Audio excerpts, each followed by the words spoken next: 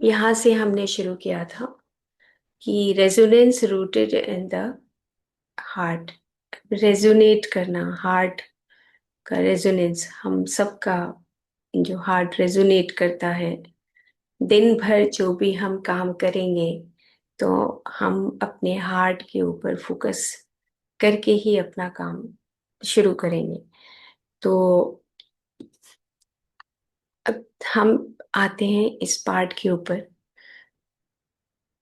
ये अ, जो स्लाइड्स जितनी भी आगे बनेंगी, ये एक रिसर्च पेपर है।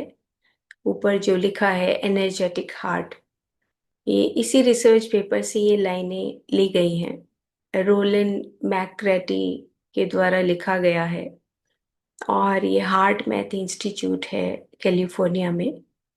उन्होंने ही ये रिसर्च पेपर पब्लिश किया है जिसमें हार्ट से रिलेटेड जो हमारी इलेक्ट्रोमैग्नेटिक फील्ड होता है उसके बारे में बात की है। और अब हम आने वाले 2 महीना 3 महीना हम हार्ट कोहेरेंस को ही सीख सीख रहे हैं। तो यहाँ पर ये बोलते हैं the heart generates the largest electromagnetic field in the body. The electrical field as measured in an electrocardiogram (ECG) is about 60 times greater in amplitude than the brain waves recorded in an electroencephalogram.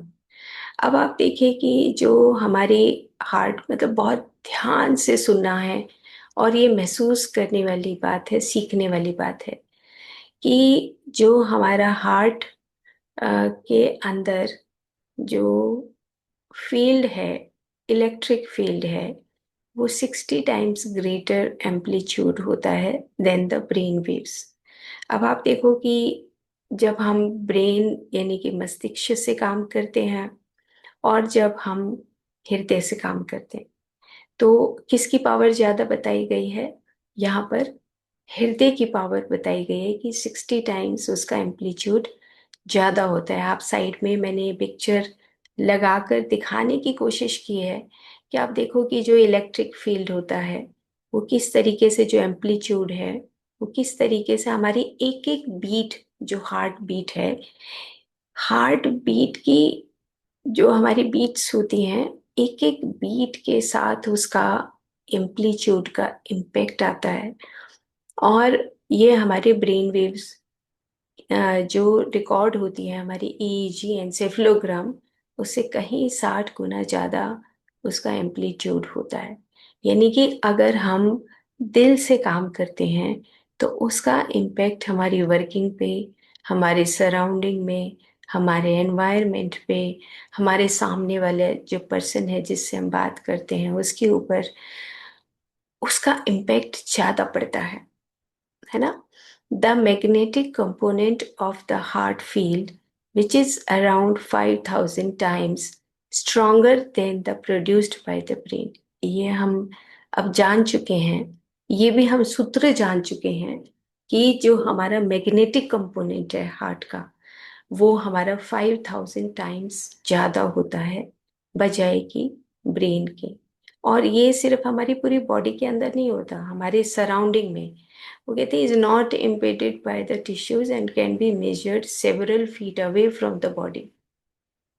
तो अब आप देखो कि आपके चारों तरफ का जो इलेक्ट्रोमैग्नेटिक हार्ट का जो फील्ड है वो 5000 टाइम्स ज़्यादा होने से हमारे वो चारों तरफ के फील्ड में हम उसको मेजर कर सकते हैं। और उस मेजरमेंट के इंस्ट्रूमेंट का नाम भी उन्होंने बताया है कि superconducting quantum interference device, squid based magnetometer होते हैं। उससे हम अपनी अ, पूरे इस हार्ट के चारों तरफ के एरिया को मेजर कर सकते हैं कि कितना हम एक्सटेंडेड, जो 5000 टाइम ज़्यादा हमारा जो मैग्नेटिक कंपोनेंट है। अब आप सोचो कि जो हमारा हार्ट जो है एक मैग्नेट की तरह काम करता है ना। जब हम विशुद्ध प्रेम की बात करते हैं और जब हम ये करते हैं कि हमारे प्लांट्स बहुत सुखी हों, है ना, सभी सुखी रहें इस धरती पर, जब हम ऐसा बोलते हैं तो हम दिल से बोलते हैं, क्योंकि हमारी कोई उसमें कोई एक्सपेक्टेशन नहीं होती। हम अपनी सेल्फिशनेस कहीं इन्वॉल्व नहीं होती। हम हमेशा अपने दिल से अगर बोलें और दिल से काम करें तो उसका इम्पैक्ट हमारे चारों तरफ के एनवायरनमेंट के ऊपर पड़ता है। सेम ऐसे ही जब हम मेडिटेशन करते हैं, तो मेडिटेशन में भी आंख बंद करके उस क्वांटम फील्ड के जरिए हम चारों तरफ जो हमारा ब्रह्मांड है उसमें हम मैसेज भेजते हैं, अच्छे अच्छे मैसेज भेजते हैं कि तुम सुखी रहो।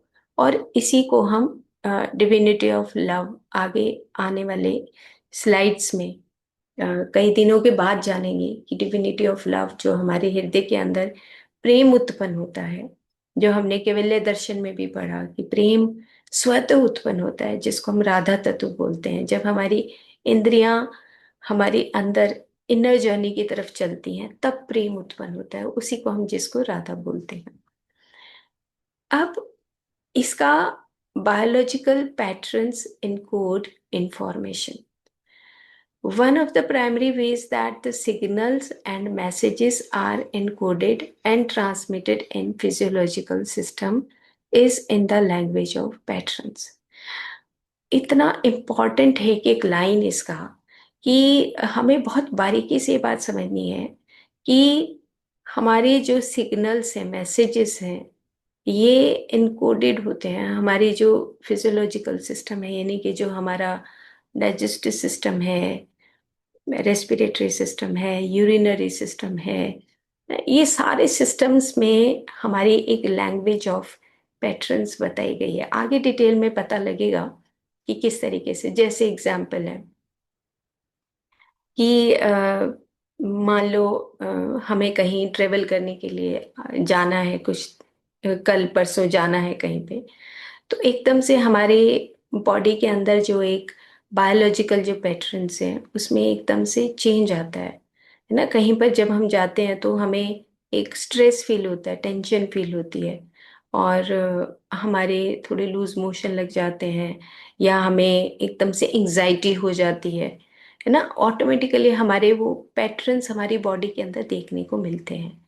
और ये सारे पैटर्न्स जो देखने को मिलते हैं, ये एक लैंग्वेज बताई गई है, लैंग्वेज ऑफ पैटर्न्स, या जो सिग्नल्स और मैसेजेस हमें मिलते हैं उससे हमारे ये लैंग्वेज ऑफ पैटर्न्स। जैसे अ, एक वॉइस एनालिसिस करके आजकल बहुत ट्रेंड में है कि वॉइस एनालिसिस दे दो तो आपकी सारी बॉडी का जो सिस्टम है उसका पता लग जाता है। तो इसका मतलब ये हुआ कि हम दिन भर जो काम करते हैं उसमें हमारी एक लैंग्वेज ऑफ पैटर्न्स हमारी बॉडी के अंदर रजिस्टर होती रहती है, वो सिग्नल्स के और मैसेजेस के माध्यम से। जैसे मान लो कोई हमारी मनपसंद का गेस्ट नहीं आता, एग्जाम्पल है, इसको समझना है कि अगर हमारी मनपसंद का कोई गेस्ट नहीं आता तो हमारा ऑटोमेटिकली मुंह सिकुड़ जाएगा, उदास हो जाएंगे, हम अपने आप से ना बचने की कोशिश करेंगे।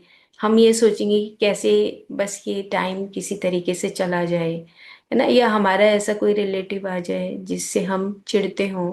मतलब एग्जाम्पल है ये समझाने के लिए। तो हमारे अपने अंदर की वो लैंग्वेज जो पैटर्न्स हैं वो हमें खुद में अपने आप में पता लगने शुरू हो जाते हैं कि ये मेरा बिहेवियर है। तो जो बिहेवियरल जो पैटर्न्स हैं वो भी हमारे हृदय से कनेक्टेड होते हैं। So in the nervous system, it is well established that the information is encoded in the time intervals between action potentials, patterns of electrical activity, and this may also apply to humoral communications। यानी कि वो ये बताने की कोशिश कर रहे हैं कि जो हमारी बॉडी का फिजियोलॉजिकल सिस्टम है, नर्वस सिस्टम है, उसके अंदर हम अपनी अलग अलग तरह के जो हमारे भाव आते हैं वो ऑटोमेटिकली हमारे अंदर रजिस्टर होते हैं। जैसे मान लो कोई ऐसा फ्रेंड आ गया जिससे हमें खुशी मिल रही है, तो एक्शन पोटेंशियल की बात कर रहे हैं, तो ऑटोमेटिकली हम कहेंगे चलो तुम्हारे लिए मैं क्या बना दूं, चलो चाय बनाते हैं, चलो हम खाना बनाते हैं, है ना, खुशी होती है, चलो आज मार्केट चलते हैं घूमने के लिए, तो ऑटोमेटिकली हमारी बॉडी के अंदर जो पैटर्न्स रजिस्टर होते हैं उसी के अकॉर्डिंग हम काम करते हैं। तो ये जो स्टडीज हुई, ये स्टडीज ये बताती हैं कि हमारी बॉडी के अंदर बायोलॉजिकली हमारी इंफॉर्मेशन हर सेकंड हर पल जो निकल रहा है उसमें हमारी इंफॉर्मेशन रिकॉर्ड होती रहती है।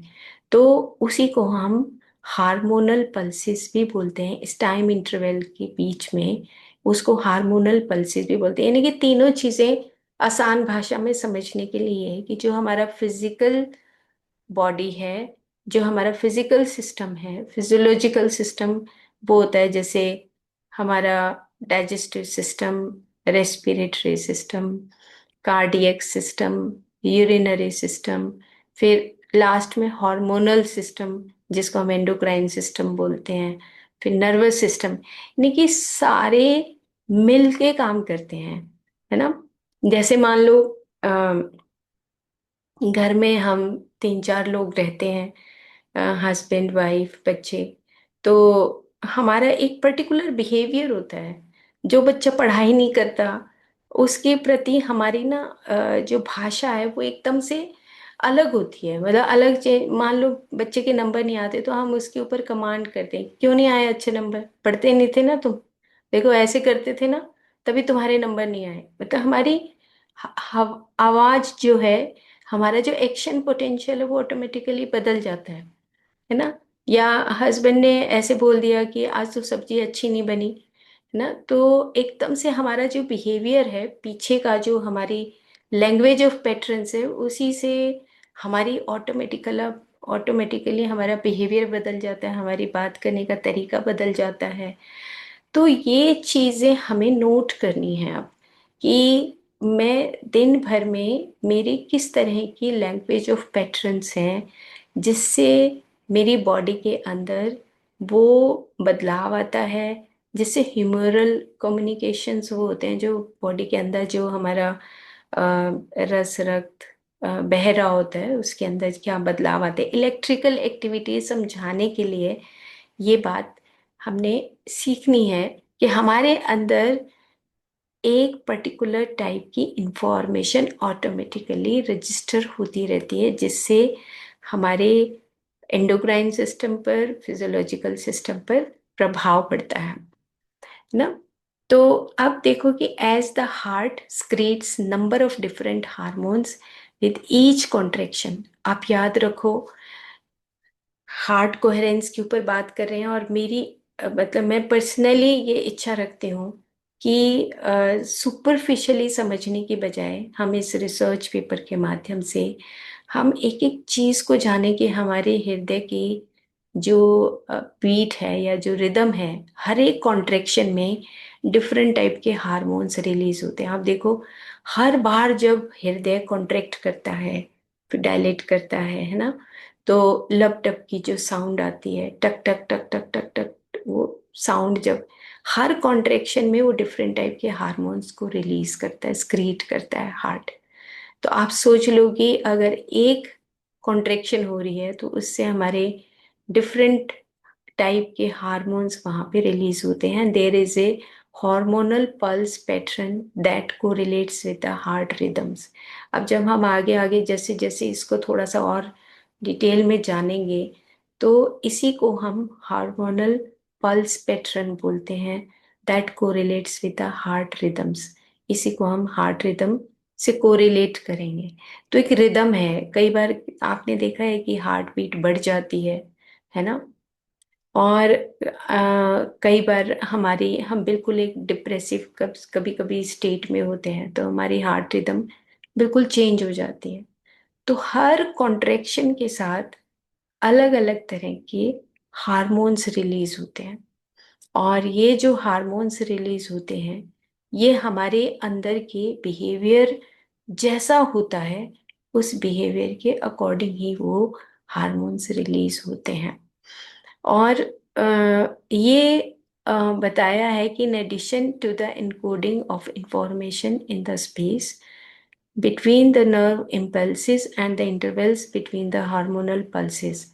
It is likely that the information is also encoded in the interval beat intervals of the pressure and electromagnetic waves produced by the heart. अब आप देखो कि हर बीट के साथ हमारे हार्मोनल जो स्क्रीट होते हैं, हमारे हार्मोन स्क्रीट होते हैं, वो सारी जो इन्फॉर्मेशन है, हमारी नर्व पल्सेस और हमारे हार्मोनल पल्सेस, इनके बीच में जो भी इंफॉर्मेशन है उसी को हम आगे HR भी बोलेंगे, हार्ट रेट वेरिएबिलिटी। जब हम कहीं चेक कराने के लिए जाते हैं, आजकल एक इंस्ट्रूमेंट आया है, HRV आया है, GDV है, कुछ ऐसे इंस्ट्रूमेंट आए हैं जिससे हम रिकॉर्ड तो कर सकते हैं। बट मैं रिकॉर्ड करने से ज़्यादा इस चीज़ को महत्व देती हूँ कि हम दिन भर में जो काम करते हैं उसमें हमारी हार्ट की जो रिदम है वो किस प्रकार से काम करती है। हम कई बार सेल्फिश होते हैं, कई बार इनइक्वलिटी करते हैं, तो उसका सारा इम्पैक्ट हमारे हार्ट के अंदर वो रजिस्टर होता है। तो हर कॉन्ट्रैक्शन के साथ हमारी अ, जो हॉर्मोन्स हैं वो हर कॉन्ट्रैक्शन के साथ डिफरेंट टाइप के हार्मोन्स रिलीज होते हैं। तो अब आप देखो कि अगर हमारा हृदय हर सेकंड में वो बीट, हार्ट बीट जब हम रिकॉर्ड करते हैं तो उसमें हमारी एक पर्टिकुलर टाइप की इंफॉर्मेशन, जैसे एग्जाम्पल बहुत आसानी से हम इस बात को समझे, दिन भर में हम जो काम करते हैं उसमें कुछ काम ऐसे करते हैं जो हम दिल से करते हैं, लेकिन कुछ काम ऐसे करते हैं जो जिसमें हमारा ब्रेन पहले से कंडीशनिंग हुई हुई होती है ना। तो जब ब्रेन की जब कंडीशनिंग होती है, अब टाइम ये आ गया कि हमें अपने ब्रेन की कंडीशनिंग को छोड़ना है, अपने सेल्फिशनेस या एक्सपेक्टेशन वाले बिहेवियर को हमें चेंज करना है। तो उसके लिए ये जो प्रैक्टिस है, ये एक्सरसाइज है ना, कि आराम से हम बैठें, रिलैक्स हों और हम अपनी ही ब्रीदिंग को ऑब्जर्व करें। और अकेला मॉर्निंग में नहीं, जब आपके पास समय हो आप शाम को बैठें, दोपहर को बैठें, मतलब अपने ऊपर हम अपना वर्क करें। कितनी सेल्फिशनेस हमारे अंदर भरी हुई है, ये नोट करने वाली बात है। क्योंकि हार्ट कोहेरेंस की प्रैक्टिस कर लेना, 21 जून तक चले जाना, हमारा पर्पस, एक पर्पस ये है कि हम 21 जून तक अपने हार्ट कोहेरेंस की प्रैक्टिस को सीखेंगे। पूरी दुनिया के लिए हम एक यूनिफाइड तरीके से हम गुड वाइब्रेशंस भेजेंगे, हम दूसरों को सुख भेजेंगे। लेकिन इसका पीछे का जो मेन पर्पस है, हम जब मिलके ये जो काम कर रहे हैं उसमें हमारा मेन पर्पस ये भी है कि हमने आज तक जो अपने अंदर एक इनइक्वलिटी का भाव या एक्सपेक्टेशंस का भाव जो हमने अपने अंदर रजिस्टर किया हुआ है, जिससे हमारा हृदय एक्सपैंड नहीं हो रहा है, तो रियल में तो हमें उस चीज को भी चेंज करना है, सुधार करना है ना। तो धीरे धीरे ये स्लाइड के माध्यम से हम ये जानेंगे कि जो हमारा हमारा इलेक्ट्रोमैग्नेटिक फील्ड है वो कितना एक्सटेंडेड होता है। आप देखो कि हमारा हृदय का काम तो ऐसे बहुत बड़ा है ना। अगर आप समझें कि 5000 टाइम्स ज़्यादा उसका मैग्नेटिक एरिया है। जैसे अट्रैक्शन तो होती है, हम मार्केट में जाते हैं, आप देखो तो कभी कभी हमें किसी चीज़ को खरीदने के लिए बड़ी अट्रैक्शन होती है, हम सोचते हैं कि बस आज तो हम इसको खरीद ही लें। तो उस वक्त हम ऑब्जर्व करें कि ये अट्रैक्शन, उसके बाद फिर ब्रेन कैसे वर्क करता है, हार्ट कैसे वर्क करता है ना। तो ये हमें जो एक अट्रैक्शन वाला पार्ट है, हार्ट अट्रैक्शन होता है। जैसे एग्जाम्पल देते हैं कि मैं जब ये जब थियोसॉफिकल सोसाइटी की बुक्स में से स्पेसिफिकली रुडोल्फ की किताबें पढ़ती हूँ तो मुझे बहुत अट्रैक्शन होती है। मुझे मुझे ऐसा लगता है कि मैं इस किताब को पढ़ती रहूँ और एक अंदर से प्यार का भाव उमड़ता है ऑटोमेटिकली। और जैसे हम अब श्री ध्रुवदास जी की 42 लीला पढ़ती हूँ, तो एक ऑटोमेटिकली अंदर से प्यार का भाव उमड़ता है, यानी कि हृदय से काम होता है ना। और कहीं पर हम सोचते हैं कि ब्रेन का जो वर्क होता है, तो दोनों में बहुत फर्क है। जब हम हृदय से काम करते हैं, जैसे बच्चा है हमारा, अगर बच्चे का इंटरेस्ट किसी फील्ड में है और हम कहें कि नहीं तुम्हें डॉक्टर ही बनना है ना, तुम्हें आज ये जबरदस्ती हम उससे काम कराते हैं, तो हम जो काम जबरदस्ती कराते हैं उसमें कहीं ब्रेन इन्वॉल्व होता है, और कहीं पर हम बहुत जब प्यार से बच्चे को देखते हैं कि उसका ये वाला इंटरेस्ट है, तो वहाँ पे हार्ट के अंदर वो इंफॉर्मेशन रजिस्टर होती है। रजिस्टर तो दोनों बार में होती है, दोनों जगह से होती है, क्योंकि हार्ट और ब्रेन कोहेरेंस को भी हम आगे सीखेंगे कि किस तरीके से हार्ट के अंदर जो इंफॉर्मेशन आती है, वो 80 to 90% ये बोलते हैं कि पहले इंफॉर्मेशन हार्ट में आती है और उसके बाद वो ब्रेन में जाती है। लेकिन हमारा जो ब्रेन है और मन है वो उसको टेक ओवर कर लेता है। तो इसके लिए एक प्रैक्टिस सिंपल से यही है कि हम बहुत पॉज में जाएं, डिफरेंशिएट करें, ये जो मेरी वर्किंग है, ये मेरी दिल से कर रही हूँ या मैं अपने मस्तिष्क से कर रही हूँ। और उन दोनों का जब हमें डिफरेंशिएशन आ जाएगा, तब हम हार्ट कोहेरेंस की तरफ, आगे की तरफ बढ़ेंगे। Okay, thank you.